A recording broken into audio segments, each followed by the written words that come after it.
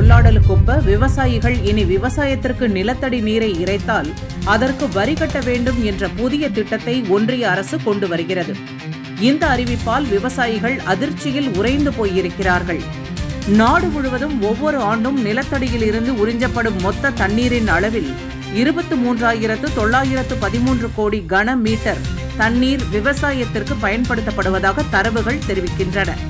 இது மொத்த நிலத்தடி தண்ணீர் பயன்பாட்டு அளவில் 83% இருக்கிறது.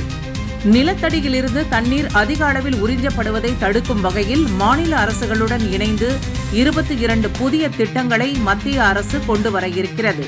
1600 கோடி ரூபாய் மதிப்பீட்டிலான இந்த திட்டங்கள் மூலம் விவசாயத்திற்கு தேவையான போதுமான தண்ணீர் கிடைக்கப்பெறும் என கூறப்படுகிறது. இதுகுறித்து விளக்கம் அளித்துள்ள ஒன்றிய நீர்வளத்துறை அமைச்சர் CR பாட்டீல், சோதனை அடிப்படையில் இந்த திட்டங்கள் முடியும் தருவாயில் இருப்பதாகவும், விவசாயிகள் தாங்கள் பயன்படுத்தும் நீருக்கு இனி வரி செலுத்த வேண்டியிருக்கும் எனவும் கூறியிருக்கிறார். விவசாயிகள் பயன்படுத்தும் தண்ணீருக்கான வரியை மாநில அரசுகள் நிர்ணயம் செய்து கொள்ளலாம் எனவும் பாட்டீல் கூறியிருக்கிறார். ஒன்றிய அரசின் இந்த தண்ணீருக்கு வரி விதிக்கும் திட்டம் விவசாயிகளின் தலையில் இடியாக இறங்கி இருப்பதாக விவசாயிகள் வேதனை தெரிவித்திருக்கிறார்கள்.